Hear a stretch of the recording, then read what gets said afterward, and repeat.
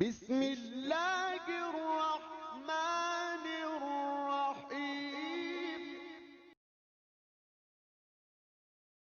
السلام علیکم ورحمۃ اللہ۔ جو حادثہ پیش آیا اپنے اور ایک نوجوان ہم سب کا قریبی اور ایک ایمان والا بھائی اس دنیا سے چلا گیا، اللہ اس کی مغفرت فرمائے، ان کے گھر والوں کو صبر جمیل عطا فرمائے۔ میرے محترم عزیز،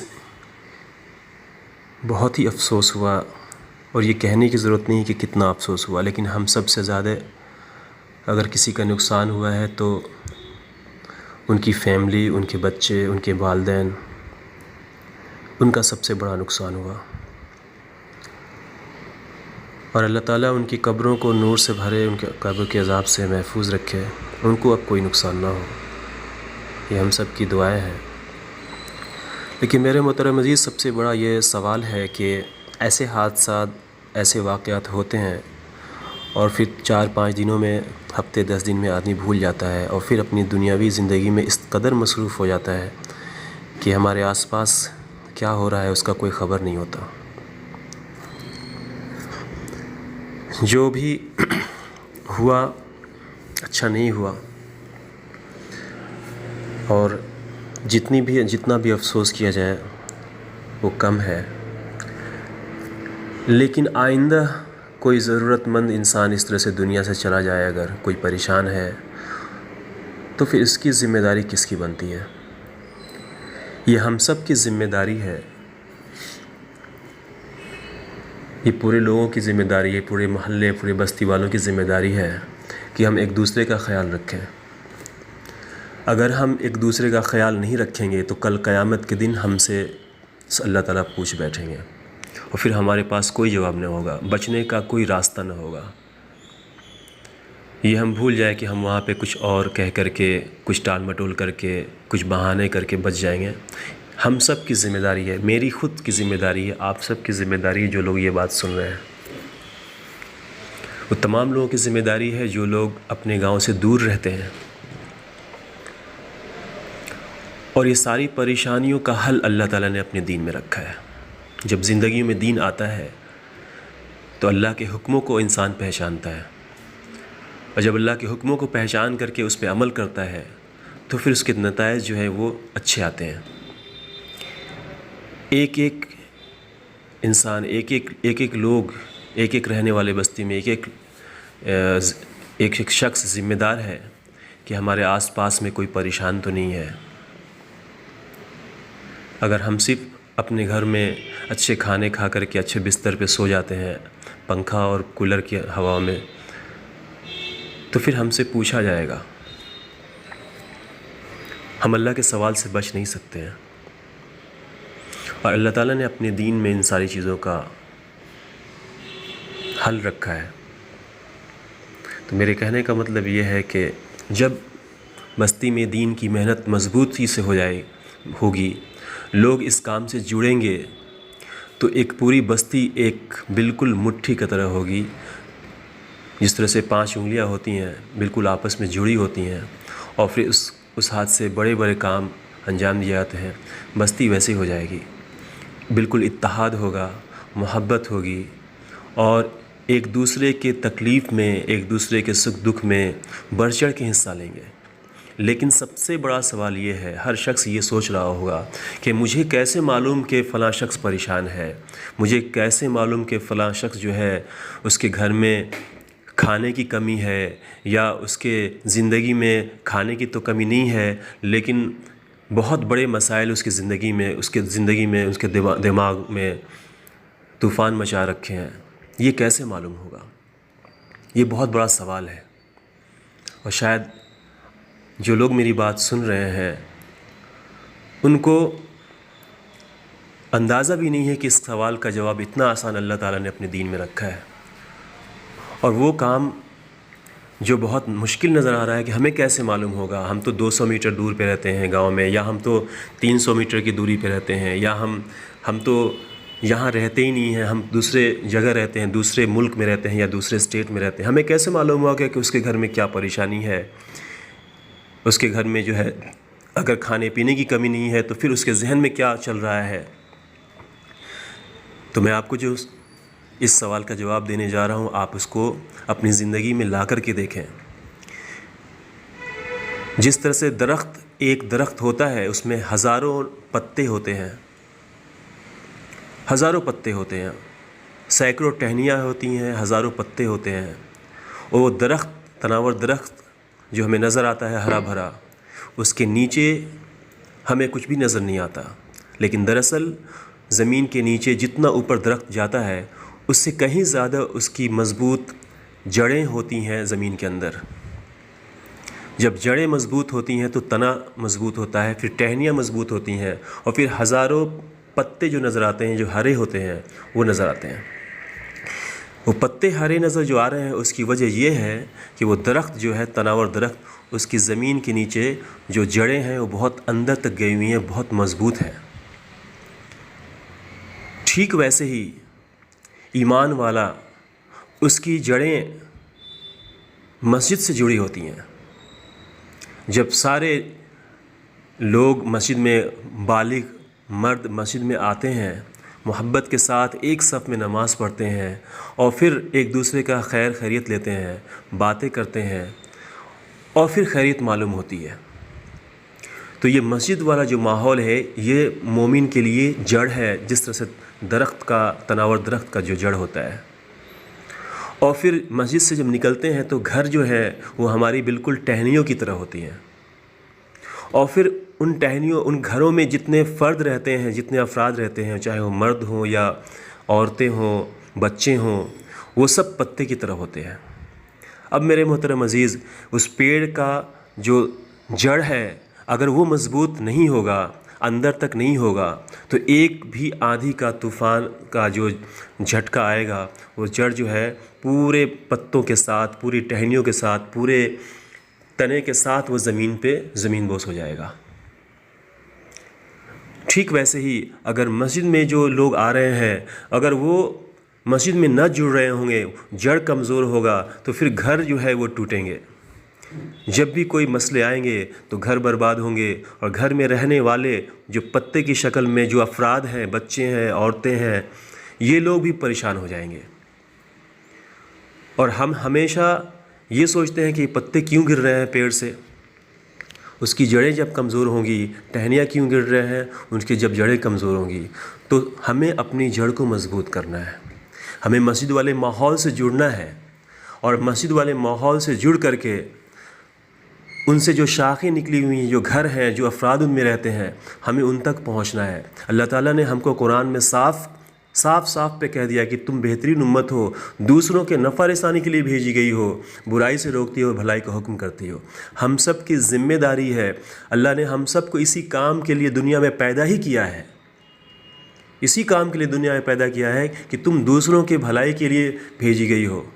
ہمیں دوسروں کے لیے پیدا کیا گیا ہے، ہمیں صرف اچھے کھانا کھا کر کے اچھے بستروں پہ سونے کی ذمہ داری ہمیں نہیں دی گئی ہے، اور جو ذمہ داری دے کے اللہ نے ہمیں بھیجا ہے، اس ذمہ داری کے بارے میں ہم سے پوچھا جائے گا۔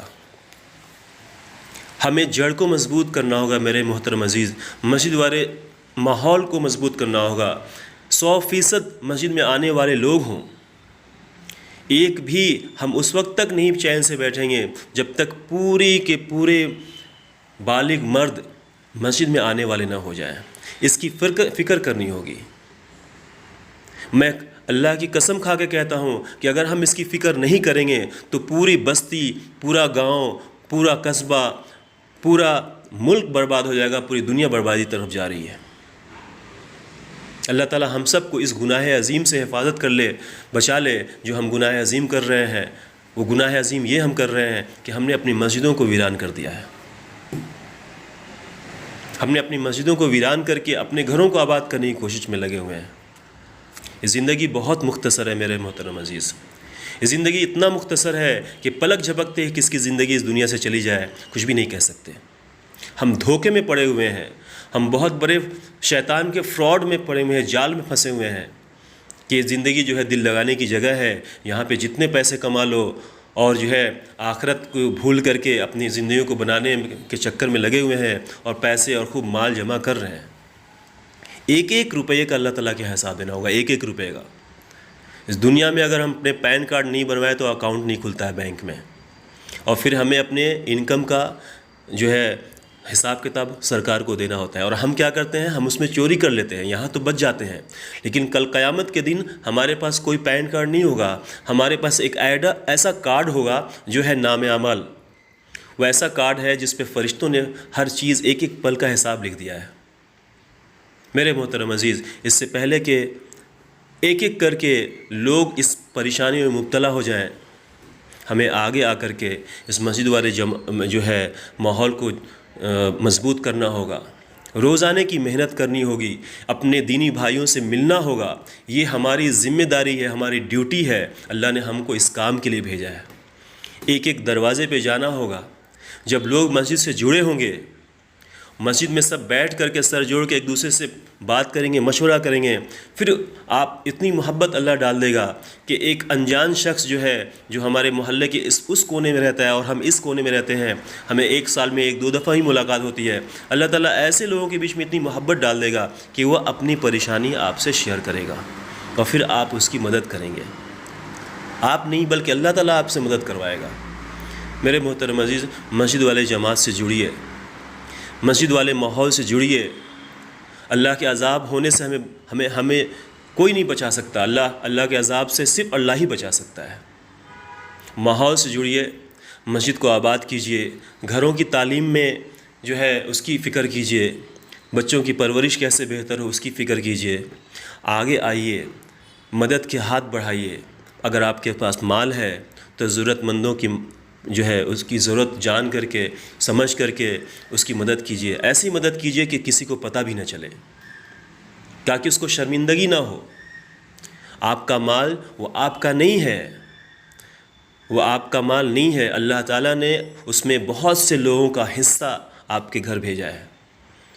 آپ کے گھر جو مال جمع ہے، آپ کے بینکوں میں جو پیسے رکھے ہوئے ہیں، آپ کے گھروں میں جو سونے چاندی زیورات ہیں، وہ صرف آپ کے نہیں ہیں، اللہ نے اس میں بہت سے لوگوں کا، رشتہ داروں کا، پڑوسیوں کا، محلے والوں کا حق اس میں رکھا ہے۔ اس دھوکے میں پڑے ہوئے ہیں کہ یہ میرا مال ہے، یہ میرا پیسہ ہے، ہم اس کو پوری طرح سیف کر کے رکھیں گے اور بہت سیفٹی کے ساتھ اس کو جو ہے حفاظت کے ساتھ رکھیں گے، اور ہم اپنے ضرورت میں اس کا استعمال کریں گے۔ یہ بہت بڑا دھوکہ ہے۔ اس دھوکے سے باہر آئیے، ایک دوسرے کی مدد کیجیے۔ معلوم کیجئے کہ اس بستی میں کون پریشان ہے، معلوم کیجئے کہ اس بستی میں کون کس پہ ظلم کر رہا ہے، معلوم کیجئے کہ اس بستی میں کون بھوکا ہے، معلوم کیجئے کہ اس بستی میں کون قرض میں ڈوبا ہوا ہے، معلوم کیجئے کہ اس بستی میں کون بے چین ہے۔ یہ ذمہ داری ہماری ہے، ہم سب کی ہے۔ محترم عزیز، شاید ہمارے الفاظ کسی کو برے لگ رہے ہوں تو میں معافی چاہتا ہوں، لیکن یہی حقیقت ہے۔ زندگی بہت مختصر ہے، اس کو اللہ کے حکموں پہ اور نبی صلی اللہ علیہ وسلم کے طریقے پہ گزارنے کی کوشش کیجیے، ورنہ اللہ کی اگر پکڑ آ جائے گی تو پھر اللہ کے علاوہ کوئی ہمیں بچا نہیں سکتا۔ مسجد والے اعمال سے جڑیے، چھوٹی سی محنت چل رہی ہے اس میں جڑیے، تاکہ کسی گھر کا چراغ جو ہے وہ بجھ نہ جائے، کوئی بھوکا سو نہ جائے، کوئی کپڑے کے بغیر ننگا نہ رہ جائے، کوئی دواؤں کے بغیر مر نہ جائے۔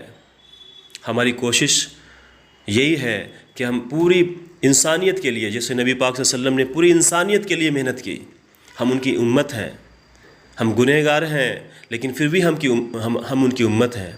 محنت کیجئے، دعوت کے کام سے محنت کیجئے، دعوت کے لائن سے محنت کیجئے۔ ایک ایک گھر میں کیا ہو رہا ہے اس کے لیے محبت کے ساتھ ان سے جڑیے، کوئی پریشان ہے تو اس کی مدد کیجئے۔ اپنی عورتوں کو ان کی عورتوں سے ملاقات کرائیے، اپنی بیوی کو، اپنے بہن کو ان کے گھر میں بھیجیے تاکہ ان کی بیوی اور بہن کے ساتھ ملاقات ہو، ان کے دکھ درد کو بانٹیں۔ مردوں کے ساتھ مردوں کا ملاقات ہو تاکہ ان کو پتہ چلے کہ بھائی کوئی تو ہے، جہاں مدد کی ضرورت ہے ان کو پہنچائیے۔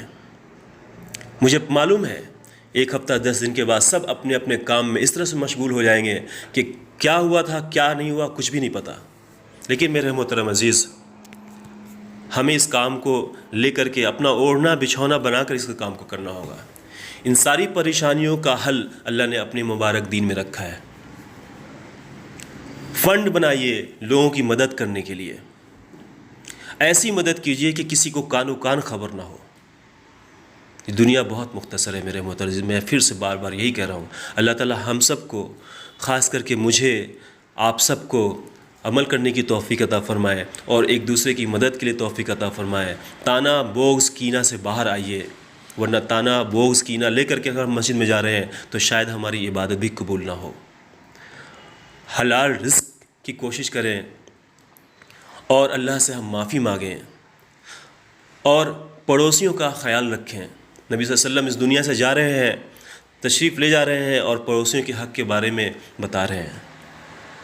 ہماری نمازیں قضا نہ ہو، ہم کسی کو چلتے چلتے تانا نہ دے دیں، کسی کو کوئی کمنٹ پاس نہ کر دیں تاکہ اس کے دل پہ تکلیف ہو جائے۔ ایسی مدد کیجیے کہ ایک ہاتھ سے کرے تو دوسرے ہاتھ کو بھی خبر نہ ہو۔ اللہ تعالی ہم سب کو عمل کرنے کی توفیق عطا فرمائے۔ السلام علیکم ورحمۃ اللہ۔